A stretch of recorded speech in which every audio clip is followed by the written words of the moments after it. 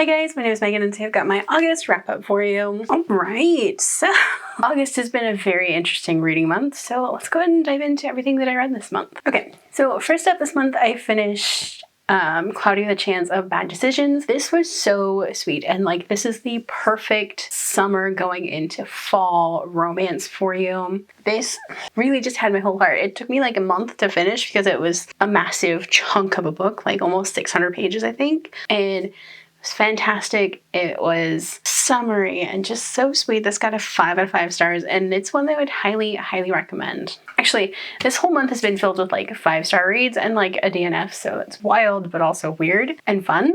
So next up I finished All Souls Near and Nigh. This is the second book in the Soulbound series, and I loved it to pieces. This one just kind of upped the stakes. It did not suffer from second book syndrome. This is following Patrick and Jono as they build their relationship, but also they kind of accidentally adopt a teenager and they deal with the fallout of a vampire drug ring and supernatural creatures acting badly in New York City. And I loved it to pieces. This also got a 5 out of 5 stars. Would highly recommend this series. It's so much fun so far. So next up I finished Lore Olympus Volume 3. This was so fun. The art style in this is some of my absolute favorite. It's just very stylized, and I like that it switches between like modern and very Greek inspired, and this one got a 4 to 5 stars, and I would recommend this series, but like check trigger warnings before diving into it because it does deal with some heavy topics. Next up I finished the Night Movers Season 1. This was so good. This is the Handmaid's Tale meets Omegaverse mixed with a little bit of Fast and Furious Fight Club kind of a vibe. This was so good. And it's so dystopian, and just every part of it works so well with an Omegaverse story, and just like I finished it within a couple of days, and it's one that I would highly recommend if you like Omegaverse stories.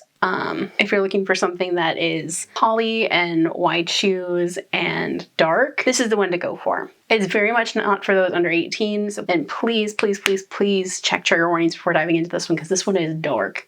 This got 5 out of 5 stars, and I'm really excited about season 2, which is probably coming sometime next year. Next up I had a DNF, so I DNF'd WTF. This one I DNF'd within 8 pages. It's one of the fastest DNFs I've ever had. This one I DNF'd because the author broke the fourth wall 2 times within 8 pages, and I just couldn't handle it.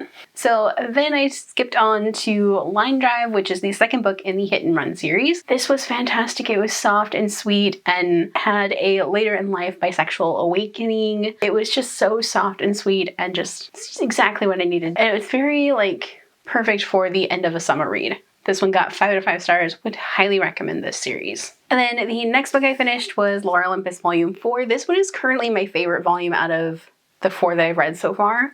This one we had a Persephone getting to confront Apollo. We also got to see more of like the little side characters. We got to see a lot more what the side characters are doing. We got more like little side stories. We got more backstories on people, and I really loved that we got to see Persephone confronting Apollo in this. This got 4.5 out of 5 stars, I think. And again, would highly recommend, but please check trigger warnings before diving in. And then we are on to the books that I'm currently reading as of the filming of this video, the first of which is A Pirate's Life for Tea. This one I struggled with a little bit just because I think I'm not in the mood for like a cozy fantasy. I feel like this would have been perfect if I read it in fall. Yeah, I just struggled a lot with this one because it felt like a side quest that got more airtime than it probably should have, but it's something that I'm not mad at. I just wish part of it had been a lot shorter than it was. Yeah, I'm about 80% of the way through this, and this is sitting at like a 3.5, 4 stars. The other book that I'm currently reading as of filming this video is Double Play. This is the third and final book in the Hit and Run series, and I'm loving it so far. This one is a redemption arc for a character from the first book who was very toxic, but has since hit rock bottom and is trying to redeem themselves and like work through therapy, and is also dealing with a newly diagnosed disorder, as well as the other main character character is dealing with the very heavy loss of his best friend who is going through ALS and is on a very fast decline, and it's very grief heavy. It's very much about a redemption arc, and it's about two people finding each other when they needed somebody the most, and it's probably headed for at least a 4.5, 5 stars at this point. I'm at 50% of the way through this one, and it is so good, and in the Hit and Run series is one that I would highly recommend. Alright, so those are the things I read this month. My favorite definitely was The Night Movers, and I think it's got to go Hit and Run. What was your favorite book this month? Let me know down below. If you guys like this video, don't forget the like button. If you haven't already but would like to, go ahead and hit the subscribe button. And if you'd like to follow me on social media for more bookish stuff, check out the links down below. Alrighty, bye guys.